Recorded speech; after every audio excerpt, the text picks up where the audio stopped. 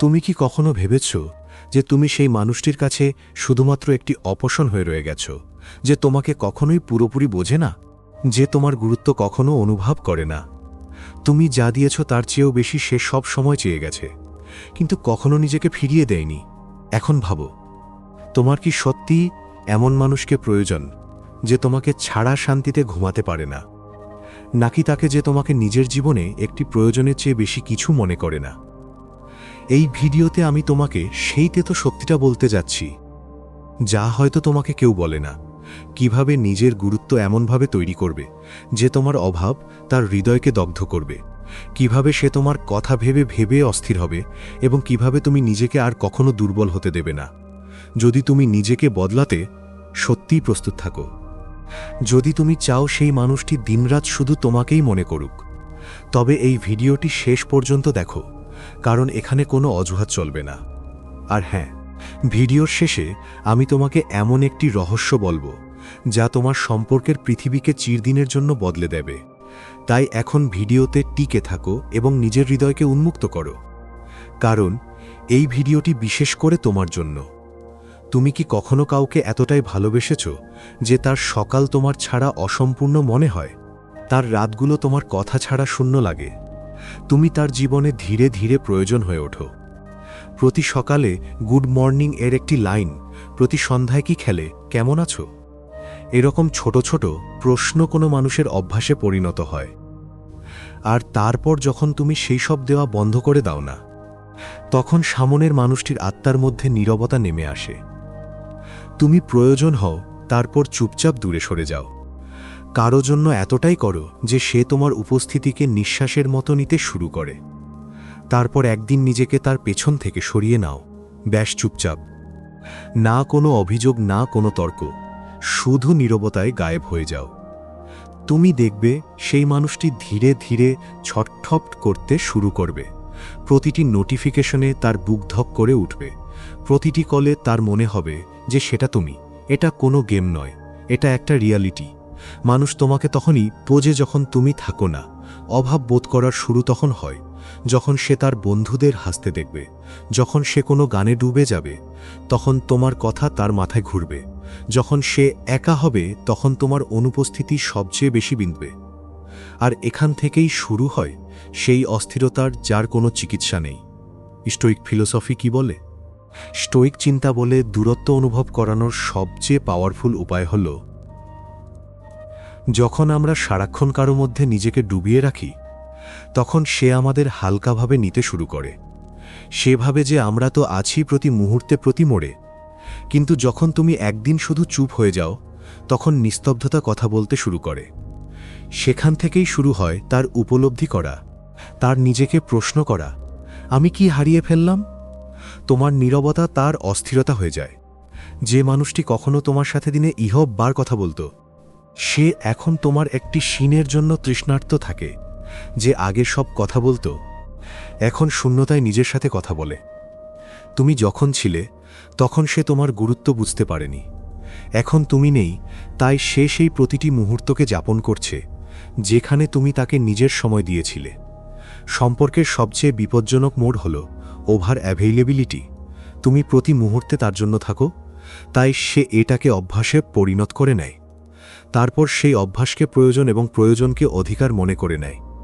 Stoic চিন্তা বলে emotions control করো। নিজেকে সব সময় বিলিয়ে দিও না, কারণ যখন তুমি সব, সে তোমাকে কখনোই মিস করবে না। কখনো কখনো দূরে যাওয়াই ভালোবাসার সবচেয়ে গভীর স্ফুলিঙ্গ হয়ে ওঠে। যখন তুমি দূরত্ব তৈরি করো, তখন সামনের জন ভাবে, আমি কি আর তার প্রয়োজন নয়? সেখান থেকেই একটি প্রশ্ন তাকে ভেতর ভেতর খেয়ে ফেলে। সে তোমার পুরনো মেসেজ পড়ে, পুরনো চ্যাটে তোমার হাসি খোঁজে।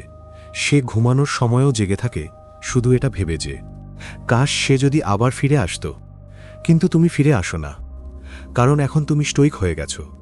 এখন তুমি নিজের ভ্যালু জানো।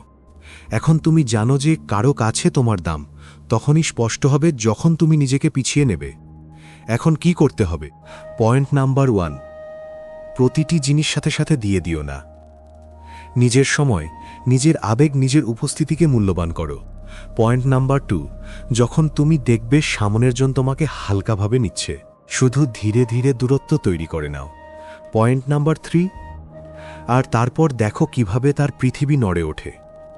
তোমাকে কাউকে আঘাত দিতে হবে না, তোমাকে শুধু তাকে তার রিয়ালিটি দেখাতে হবে যে তুমি ছাড়াও এই পৃথিবী খুব জনশূন্য হয়।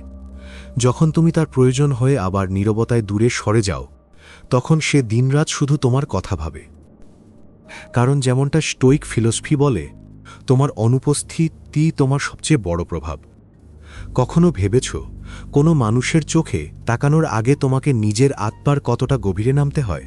পৃথিবী দ্রুত ছুটছে, সবাই নিজের কথা চিৎকার করে বলছে, কিন্তু যে মানুষটি চুপচাপ নিজের উপস্থিতি দিয়ে প্রভাব ফেলতে পারে সেই আসল শক্তির অধিকারী। আজ আমরা যে কথা বলতে যাচ্ছি তা শুধু রিলেশনশিপ নিয়ে নয়, তা তোমার পার্সোনালিটিরও। যখন তুমি নিজের ভেতরে এত গভীরতা তৈরি করে নাও যে সামনের জন তার উপরিভাগও মাপতে না পারে, তখন তুমি তার মস্তিষ্কে জায়গা করে নাও, তার হৃদয়ে নয়, মস্তিষ্কে। তুমি শোরগোল করো না, কিন্তু সবাই তোমাকে শোনে।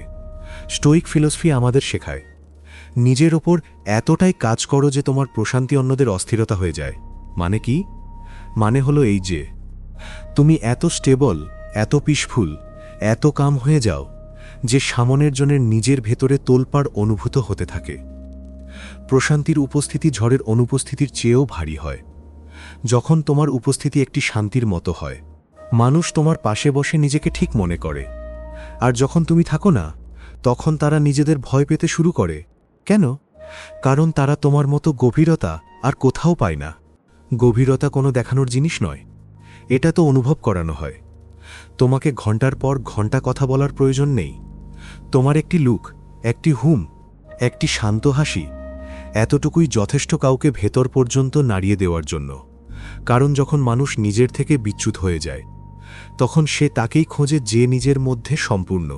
গভীরতার শুরু হয় সেলফ কন্ট্রোল থেকে।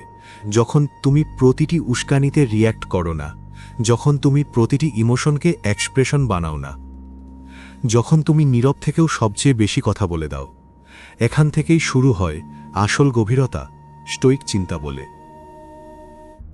নিজের অনুভূতির মালিক হও, নয়তো অন্য কেউ তোমাকে নিজের হাতের পুতুল বানিয়ে দেবে। গভীরতার প্রভাব সম্পর্কে কিভাবে দেখা যায়? তুমি যখন তোমার পার্টনারের সাথে থাকো, তখন সে নিজেকে বুঝতে শুরু করে।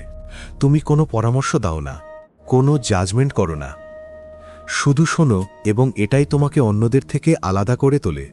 কারণ আজকের পৃথিবীতে সবাই বলছে যারা চুপচাপ কারো আত্মা পর্যন্ত পৌঁছায়, কিন্তু খুব কম লোক আছে এই হয় যে মানুষ তোমাকে পর্যন্ত পৌঁছায়। গভীর আত্মার তোমাকে ভয় পায় না, কিন্তু নিজের কাছে লজ্জিত হয়ে যায়। কারণ তোমার শান্তমুখ তাদের ভেতরের ঝড়কে আয়না দেখিয়ে দেয়। স্টোইক ডেপথ হাসিল করার 3টি আসল উপায়। Point number 1, daily self reflection. প্রতি রাতে নিজেকে প্রশ্ন করো, আমি আজ কোন জিনিসে নিজেকে আটকাতে পেরেছি। Point number 2, silent practice. দিনে অন্তত 1 ঘন্টা এমন রাখো যেখানে তুমি কিছুই বলবে না, শুধু অবজার্ভ করো। Point number 3, emotional neutrality. যে কোনো রিলেশনে এক্সট্রিম রিয়াকশন দিও না। প্রশান্তির সাথে সামনের জনকে আয়না দেখাও। যখন তুমি এত গভীর হয়ে যাও, তখন সামনের জন নিজের কণ্ঠস্বরকেই ভয় পেতে শুরু করে। কারণ তোমার প্রশান্তি তাকে তার হাকিকত দেখায়। এখন সে নিজেকে প্রশ্ন করে, আমি এত অস্থির কেন যেখানে সে এত শান্ত? সেখান থেকেই শুরু হয় প্রভাবের। তুমি তার চিন্তা হয়ে ওঠো। মানুষকে ইমপ্রেস করা কোনো বড় ব্যাপার নয়। বড় ব্যাপার হলো এই যে তুমি কারো মনে জায়গা করে নাও না বলে, না জানিয়ে। আর তা তখনই সম্ভব যখন তোমার ভেতরে একটি গভীরতা থাকে, এমন গভীরতা যেখানে যে কোনো তোলপাড় এসে থেমে যায়। মনে রেখো, যে মানুষটি নিজের মধ্যে শান্ত থাকে সেই অন্যদের অস্থিরতার কারণ হয়। তাই নিজের ভেতরে এত গভীরতা তৈরি করো যে তার সবচেয়ে তীব্র তোলপাড়ও তোমার প্রশান্তিতে হারিয়ে যায়, যে তার সবচেয়ে তীব্র তোলপাড়ও তোমার প্রয়োজন থাকে না। একটি সময় আসে যখন তোমার জবাব দেওয়ার প্রয়োজন থাকে না। মানুষ ভাবে যে প্রভাব ফেলার জন্য কথা বলা জরুরি, কিন্তু যা সবচেয়ে বেশি প্রভাব ফেলে তা প্রায় শব্দহীনভাবে আসে। স্টোইক ফিলোসফি বলে, তুমি কম বলো যাতে পৃথিবী তোমাকে বেশি অনুভব করে। আর আজকের এই পৃথিবীতে যেখানে সবাই কিছু না কিছু বলছে, যদি তুমি চুপ হয়ে যাও তবে মানুষ ভয় পেতে শুরু করে। জবাব না দেওয়াও একটি জবাব হয়, আর সবচেয়ে ভারী জবাব সেটাই হয় যখন কেউ তোমার সামনে বিতর্ক করতে চায় আর তুমি শুধু হেসে চুপ করে থাকো। সে অস্থির হয়ে যায়। কেন? কারণ তার তোমার রিঅ্যাকশনের অভ্যাস ছিল। তার এই আশা ছিল যে তুমি আবার বোঝাবে, আবার লড়বে, আবার মেনে নেবে। কিন্তু যখন তুমি শুধু চুপ থাকো তখন সে প্রথমবার নিজের মুখোমুখি হয়। স্টোইক চিন্তা বলে নিজেকে বিলিয়ে দেওয়ার আগে নিজেকে জানো। যদি তুমি প্রতিটি সম্পর্কে, প্রতিটি বিতর্কে, প্রতিটি মুহূর্তে শুধু নিজেকে দিয়ে দাও, তবে তুমি শেষ হয়ে যাবে। তোমার কাছে কিছু বাঁচবে না, না সম্মান, না এনার্জি, না আইডেন্টিটি। কিন্তু যখন তুমি চুপ থাকতে শেখো তখন তুমি নিজেকে ফিরিয়ে আনো। মানুষের কাছে তোমার নীরবতা ভয়ের কারণ হতে থাকে, কারণ তুমি আগে সেই ছিলে যে মেনে নিতে, যে হ্যাঁতে হ্যাঁ মেলাতে, যে লড়তে এবং তারপর ক্ষমা করে দিতে। কিন্তু এখন তুমি শোনো, ভাবো এবং তারপর শুধু চুপ থাকো, আর সেখান থেকেই সামনের জনের অস্থিরতা শুরু হয়। সাইলেন্ট স্ট্রেংথও এটা সবার কাজ নয়। চুপ থাকার মানে এই নয় যে তোমার কাছে কিছু বলার নেই। চুপ থাকার মানে এই যে তোমাকে এখন আর প্রমাণ করার প্রয়োজন নেই। স্টোইক বিচার বলে, যাদের নিজের ওপর বোধ আছে তারা অন্যদের ভ্যালিডেশনের ক্ষুধার্ত হয় না। তুমি এখন ভ্যালিডেশন চাও না, না তার চোখে ভালো হওয়া, না তার মেসেজের অপেক্ষা, না প্রতিবার নিজের সাথে আপস করা। এখন তুমি নিজের দাম বুঝতে পেরেছ। আর এই নীরবতায় সামনের জনের ঘুম কেড়ে নেয়। চুপ থাকলে পার্টনারের কি মনে হয়? পয়েন্ট নাম্বার 1, সে ভাবে আমি কি কিছু হারিয়ে ফেললাম? পয়েন্ট নাম্বার 2, তার গিল্ট হয় যে হয়তো আমার কারণে এ বদলে গেছে। পয়েন্ট নাম্বার 3, সে অস্থির হয়ে ওঠে কারণ তার অভ্যাস ছিল তোমার উপস্থিতির, তোমার কথার, তোমার জবাবের। এখন যখন তুমি খামোশ, সে নিজের প্রশ্নের সাথেই নিজে ধাক্কা খায়। ইমোশনাল ডিসিপ্লিনই আসল ম্যাসকুলিন এনার্জি। পুরুষ সেই নয় যে চিৎকার করে দেয়, পুরুষ সেই যে শান্ত থাকে এবং তবুও সবচেয়ে বেশি প্রভাব ফেলে। স্টোইসিজম শেখায় রিয়্যাক্ট করো না, রেসপন্ড করাও জরুরি নয় প্রতিবার। অবজার্ভ করো এবং শুধু নিজের মধ্যে মজবুত হও। 3টি উপায় স্টোইক নীরবতাকে মাস্টার করার। Point number 1, pause before replying. কেউ কিছু বলুক সাথে সাথে বলো না, 3 সেকেন্ড থামো। সাইলেন্সকে হাতিয়ার বানাও। পয়েন্ট নাম্বার 2, এনার্জিকে বাইরে নয় ভেতরে মোড়ো। রাগ এসেছে, ভেতরে মোড়ো। দুঃখ হয়েছে, ভেতরে মোড়ো। তারপর অবজার্ভ করো। তোমার রিঅ্যাকশন সামনের জনের প্ল্যানিংয়ের অংশ ছিল।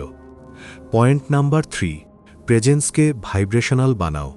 যখন তুমি কামরায় আছো, মানুষ যেন তোমার উপস্থিতি অনুভব করে, তোমার শব্দ দিয়ে নয়, তোমার শক্তি দিয়ে। সাইলেন্সের শক্তি এই যে তা অন্যকে নিজের সাথে লড়াই করতে বাধ্য করে দেয়। যখন তুমি শান্ত থাকো, তখন সামনের জন প্রথমবার নিজেকে প্রশ্ন করে, আমি এমন কি করলাম যে সে এখন চুপ? আমি কি তার সীমা অতিক্রম করেছি? সে কি আর ফিরে আসবে না? সেখান থেকেই তার অস্থিরতা শুরু হয় এবং তোমার গুরুত্ব আকাশ ছোঁয়া হয়। তোমাকে প্রতিটি কথার জবাব দিতে হয় না, প্রতিটি বিতর্কে জেতা জরুরি হয় না, প্রতিবার প্রমাণ করা যে তুমি ঠিক, এটা দুর্বলতা। আসল শক্তি সেই মানুষের মধ্যে থাকে যে চুপ থেকেও সবকিছু বলে যায়। স্টোইসিজমের মানে হলো ভেতর থেকে এত মজবুত হওয়া যে বাইরের কোনো কিছু তোমাকে নাড়াতে না পারে। আর যখন তুমি এই অবস্থানে পৌঁছাও তখন তোমার নীরবতা সামনের জনের সবচেয়ে বড় অস্থিরতা হয়ে যায়। তাই চুপ থাকতে শেখো, কারণ সেখান থেকেই তোমার শক্তি শুরু হয় এবং তার রাতের ঘুম শেষ। যদি এই ভিডিওটি তোমাকে ভেতর পর্যন্ত নাড়িয়ে দিয়ে থাকে তবে এটি লাইক করতে ভুলো না। তোমার সেই বন্ধুদের সাথে শেয়ার করো যাদের এই সত্যিটা শোনা জরুরি। সাবস্ক্রাইব অবশ্যই করে নাও আমাদের চ্যানেলে, কারণ এখানে প্রতিটি ভিডিও তোমাকে তোমার আসল শক্তি দেখাবে। আর কমেন্টে জানাও তোমার কাছে সবচেয়ে বড় কথা কোনটি মনে হয়েছে, অথবা তোমার সাথে এমন কি হয়েছে। আমি প্রতিটি কমেন্ট পড়ি এবং তোমার সাথে কথা বলতে চাই। এখন অবশ্যই জানাও, তুমি কি তৈরি নিজের জীবনের কঠিন সত্যকে গ্রহণ করার জন্য? কমেন্টে হ্যাঁ লেখো এবং চলো এই সফর একসাথে শুরু করি।